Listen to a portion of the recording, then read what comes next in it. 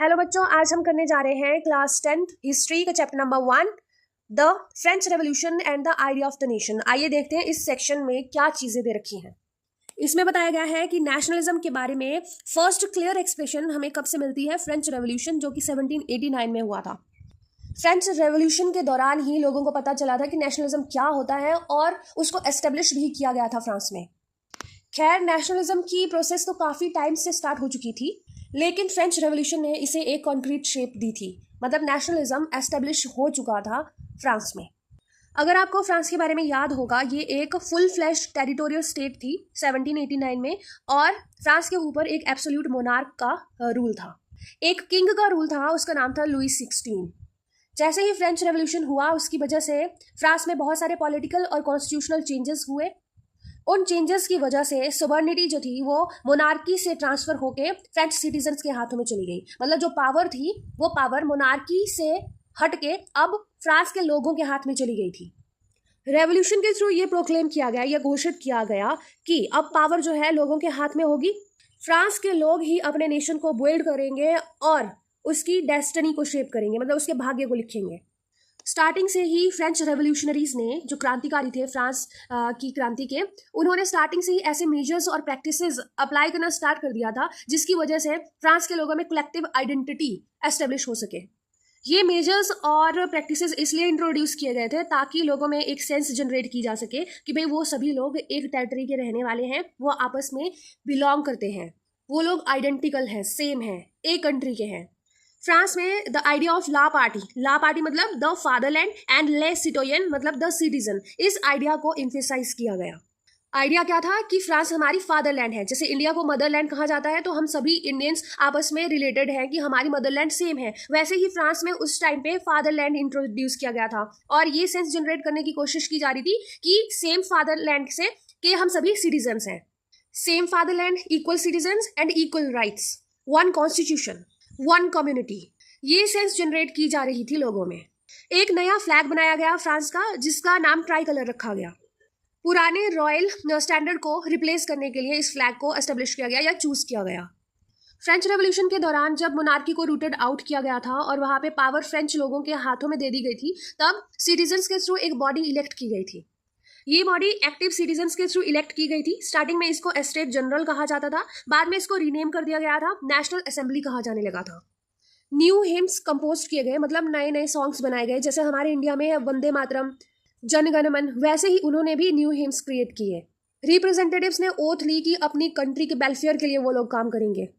Martyrs होता है शहीदी, मतलब शहीदी दिवस मनाए गए, मार्टियर्स कमेमोरेट किए गए। ये सब चीजें जो की जा रही थी, ये सभी in the name of nation की जा रही थी।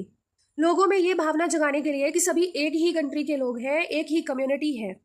एक सेंट्रलाइज्ड एडमिनिस्ट्रेटिव सिस्टम फॉर्मुलेट किया गया, बनाया गया, एंड उस एडमिनिस्ट्रेटिव सिस्टम ने बहुत सारे यूनिफॉर्म लॉज क्रिएट किए। वो जो लॉज से यूनिफॉर्म थे, मतलब सभी सिटीजन्स के लिए सेम लॉज। ऐसा नहीं था कि अलग अलग कम्युनिटीज के लिए या अलग अलग ग्रुप्स के लिए अलग अलग लॉज होंगे। इंटरनल कस्टम ड्यूटीज और ड्यूज, मतलब एक्स्ट्रा जो उनको टैक्सेस देने पड़ते थे, उनको अबॉलिश कर दिया गया था। यूनिफॉर्म सिस्टम बनाया गया वेट्स का, मेजर्स का। मतलब अब ऐसा नहीं था कि फ्रांस के अलग अलग स्टेट्स में जाके आपको अलग अलग मेजर्स मिलेंगे या वेट्स मिलेंगे। पूरे फ्रांस में सेम वेट्स, सेम मेजर्स आपको मिलने वाले थे। रीजनल डायलेक्ट्स को डिस्करेज किया गया। डायलेक्ट्स क्या होती हैं? उपबोलियाँ। तो जैसे इंडिया में भी अलग अलग पार्ट्स में जाएंगे हम इंडिया के, तो अलग अलग भाषाएं बोली जाती हैं, तो वैसे ही फ्रांस में भी अलग अलग जगहों पे अलग अलग भाषाएं बोली जाती थी। तो उन उपबोलियों को डिस्करेज किया गया और फ्रेंच को प्रमोट किया गया। फ्रेंच लैंग्वेज मेनली पेरिस में लिखी और बोली जाती थी। अब ये फ्रांस की कॉमन लैंग्वेज बन गई थी। अब क्योंकि फ्रेंच रेवोल्यूशन के बाद फ्रांस में नेशनलिज्म एस्टेब्लिश हो चुका था, फ्रांस फ्री हो चुका था, तो अब फ्रेंच जो रेवोल्यूशनरीज थे उनका सोचना था कि जैसे हमने फ्रेंच नेशन को लिबरेट किया है, वैसे ही उनका फर्ज था कि यूरोप की बाकी कंट्रीज को भी वो लिबरेट होने में हेल्प करें। जैसे ही फ्रांस में हो रहे इवेंट्स की न्यूज़ यूरोप के बाकी पार्ट्स में पहुंची, तो स्टूडेंट्स ने और मिडिल क्लास फैमिलीज के जो मेंबर्स थे, उन्होंने जैकोबिन क्लब्स एस्टेब्लिश करना स्टार्ट कर दिया। उन लोगों ने बहुत सारी एक्टिविटीज़ करी, कैंपेन्स चलाए और प्रेपरेशन की गई, और जिनके थ्रू फ्रेंच आर्मीज़ जो थी उनकी कंट्रीज़ में इन्वॉल्व हुई और फ्रेंच आर्मीज़ ने भी उनकी हेल्प करी। इन सब इवेंट्स के दौरान ही French armies Holland, Belgium, Switzerland और इटली जैसे कंट्रीज़ में एंटर कर गई 1790s तक। एंड इस तरह से फ्रेंच आर्मीज ने नेशनलिज्म को अदर कंट्रीज तक भी स्प्रेड किया। फ्रांस में नेपोलियन का रूल एस्टेब्लिश हो गया था। नेपोलियन को एक्सपेंशन करना बहुत पसंद था, इसलिए उसने बहुत सारी वॉर्स की, हमेशा वॉर्स पे ही रहता था और बहुत सारी अदर यूरोपियन कंट्रीज़ को भी उसने अनेक्स कर लिया था। फ्रेंच रेवोल्यूशन के थ्रू मोनार्की को हटा दिया गया था और वहाँ पर डेमोक्रेसी को लाया गया था। बट जब नेपोलियन वापस सत्ता में आया तो उसने फिर से मोनार्की को वो वापस लेके आया। मोनार्की को रीएस्टेब्लिश करने की वजह से फ्रांस में डेमोक्रेसी डिस्ट्रॉय हो गई। लेकिन नेपोलियन ने फ्रांस में बहुत सारे रिफॉर्म्स करवाए, बहुत सारे सुधार किए गए। एडमिनिस्ट्रेटिव सिस्टम को सुधारने के लिए, उसको एफिशिएंट बनाने के लिए बहुत सारे रेवोल्यूशनरी चेंजेस किए गए। 1804 में नेपोलियन सिविल कोड लेके आया, जिसे नेपोलियनिक कोड भी कहा गया। आपको याद होगा फ्रांस में 3 एस्टेट्स थी, क्लर्जी, नोबल्टी एंड अदर्स। तो फर्स्ट जो एस्टेट्स थी उनको कुछ प्रिविलेजेस थे बाय बर्थ, तो उन सभी प्रिविलेजेस को हटा दिया गया।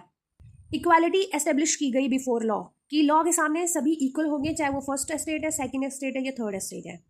एंड राइट टू प्रॉपर्टी को भी सिक्योर कर दिया गया कि लोगों के पास अब राइट टू प्रॉपर्टी था। सिविल कोड ऑफ 1804 उन सभी टेरिटरीज पर इम्प्लीमेंट किया गया जो फ्रेंच कंट्रोल में थी। डच रिपब्लिक में, स्विट्जरलैंड, इटली एंड जर्मनी में नेपोलियन ने एडमिनिस्ट्रेटिव सिस्टम को बहुत ही सिंप्लीफाई कर दिया था।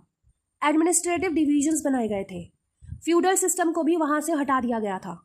फ्यूडल सिस्टम क्या होता है? यूरोपियन सोसाइटीज़ में लॉर्ड्स होते थे, वो लॉर्ड्स अपने वैसल्स को लैंड प्रोवाइड करते थे। वैसल्स मतलब स्लेव्स, या तो फूड एंड शेल्टर वगैरह प्रोवाइड करवाते थे एंड उसके एक्सचेंज में वो स्लेव्स से, वैसल्स से military services and loyalty expect करते थे। लॉर्ड्स को जो मिलिट्री सर्विसेज प्रोवाइड करते थे वो नाइट्स होते थे, उनको नाइट कहा जाता था। एंड ये नाइट्स हमेशा लॉयल रहते थे लॉर्ड्स के लिए और पीजेंट्स भी लॉयल रहते थे लॉर्ड्स के लिए। तो ये था फ्यूडल सिस्टम। बट इस सिस्टम में पीजेंट्स को बहुत ज़्यादा एक्सप्लॉइट किया जाता था। नेपोलियन ने फ्यूडल सिस्टम को हटा दिया एंड पीजेंट्स को सर्फडम एंड मेनोरियल ड्यूज से फ्री कर दिया। सर्फडम मतलब उनको बंधक मजदूरी से फ्री कर दिया। मेनोरियल ड्यूज मतलब जब पीजेंट्स के ऊपर लॉर्ड्स का बहुत सारा डेट हो जाता था, बहुत उधार चढ़ जाता था, उसकी वजह से पीजेंट्स को फ्री में काम करना पड़ता था लॉर्ड्स का। तो वो हमेशा काम ही करते रहते थे, उनके बच्चे होते थे वो भी काम करते रहते थे, क्योंकि उनके ऊपर और इंटरेस्ट चढ़ जाता था और साथ में उनका ड्यूज भी बढ़ते जाते थे। तो उन मेनोरियल ड्यूज को भी नेपोलियन ने एबॉलिश कर दिया था, ख़त्म करवा दिया था। टाउन्स में जो बंदिशें लगाई गई थी कि लोग गिल्ड नहीं फॉर्म कर सकते थे, तो उन रेस्ट्रिक्शंस को भी हटा दिया गया था। गिल्ड क्या होता था? ट्रेड एसोसिएशंस, मतलब लोगों को ट्रेड एसोसिएशंस फॉर्म करने की वहाँ पे अलाउ नहीं था, तो उस रेस्ट्रिक्शन को भी नेपोलियन ने हटा दिया था। ट्रांसपोर्ट एंड कम्युनिकेशन सिस्टम को भी काफ़ी ज़्यादा इम्प्रूव किया गया था। पीजेंट्स, आर्टिशियंस, वर्कर्स और नए बिजनेसमैन को बहुत ज़्यादा फ्रीडम दी गई थी। जितने भी बिजनेसमैन थे और स्पेशली स्मॉल स्केल प्रोड्यूसर्स जो होते थे गुड्स के, उन्होंने ये रियलाइज़ किया था कि नेपोलियन ने जो यूनिफॉर्म लॉज बनाए थे और स्टैंडर्डाइज वेट्स मेजर्स स्टार्ट किए थे एंड जो कॉमन नेशनल करेंसी चलाई थी, इन सभी चीज़ों की वजह से उनके ट्रेड को फैसिलिटेशन मिल रही। ये सभी चीज़ें फैसिलिटेट कर रही थी उनके ट्रेड को, मतलब उनको फ़ायदा हो रहा था इन सब चीज़ों का। लेकिन जो लोकल पॉपुलेशन थी उनका जो रिएक्शन था फ्रेंच रूल के लिए, वो एक मिक्स्ड रिएक्शन था। मतलब वो ना तो बहुत ज़्यादा खुश थे और ना ही बहुत दुखी थे। स्टार्टिंग में तो कुछ प्लेसेस पे जैसे होलैंड, स्विट्जरलैंड या तो ब्रुसेल्स, मेंस, मिलान, वारसा, इन सब प्लेसेस पे फ्रेंच आर्मीज को वेलकम किया गया था एज अ हार्विंगर्स ऑफ लिबर्टी, मतलब लिबर्टी के मैसेंजर के रूप में। बट ये जो वेलकम किया गया था स्टार्टिंग में, वो धीरे धीरे हॉस्टिलिटी में कन्वर्ट हो गया, क्योंकि एक तरफ बहुत सारे रिफॉर्म्स किए तो गए थे, उनका फ़ायदा भी हो रहा था लोगों को, बट लोगों को पॉलिटिकल फ्रीडम नहीं दी गई थी। क्योंकि नेपोलियन हमेशा वॉर्स में बिजी रहता था, तो वॉर्स लड़ने के लिए उसको बहुत ज़्यादा पैसा भी चाहिए होता था, तो उसके लिए उसने बहुत सारे टैक्सेस लगा दिए थे लोगों के ऊपर। सेंसरशिप थी, अगर उसके अगेंस्ट कोई कुछ भी बोलता था उनको उठा के जेल में डाल दिया जाता था। एंड फ्रेंच आर्मीज को वॉर्स लड़ने के लिए सोल्जर्स भी चाहिए थे, तो नेपोलियन ज़बरदस्ती लोगों को आर्मी में रिक्रूट करता था। जो लोग नहीं भी चाहते थे उनको भी आर्मी ज्वाइन करनी पड़ती थी। तो इन सभी चीज़ों की वजह से लोग दुखी हो गए और फ्रेंच रूल के अगेंस्ट हो गए।